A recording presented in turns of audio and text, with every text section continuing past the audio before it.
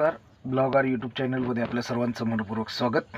मित्रांनो, आपण auto driver आहेत आणि ऑटो ड्रायव्हरसाठी महाराष्ट्र शासनाकडून ऑटो रिक्षा चालकांसाठी काहीतरी नवीन स्कीम राबवण्यात यावी.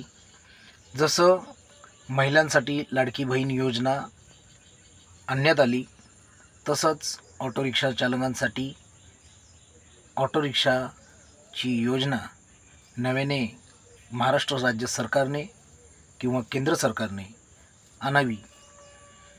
ती का आणावी, कशासाठी आणावी हेही सांगतो. 8,000 रुपये इन्शुरन्स ऑटो रिक्षा चालकाला फर्स्ट पार्टी, प्लस गाडी पासिंग करून घेताना 10-15 हजार रुपये असंच RTOच्या पासिंगसाठी लागत असतात. मग ती गाडी मेंटेनन्सपासून असू, त्या गाडीचं सर्व्हिसपासून असू, त्या गाडीच्या लाईटी चालू करण्यापासून असू, असे अनेक मुद्दे आहेत. आणि भरपूर ऑटो रिक्षा चालक यांच्या धंद्याची परिस्थिती फार खालवलेली आहे.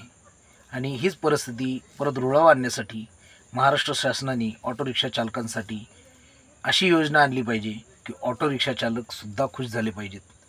फक्त तुम्ही महाराष्ट्रातील वोटरसाठी तुम्ही फक्त विचार करून योजना आणतात. ऑटो रिक्षा चालकसुद्धा वोटर आहेत, ह्याचं भान राज्य सरकारला, केंद्र सरकारला नाही. त्याच्याकरता माझी विनंती आहे की राज्य सरकारने किंवा केंद्र सरकारने ऑटो रिक्षा चालकांसाठी नवीन योजना आणाव्यात.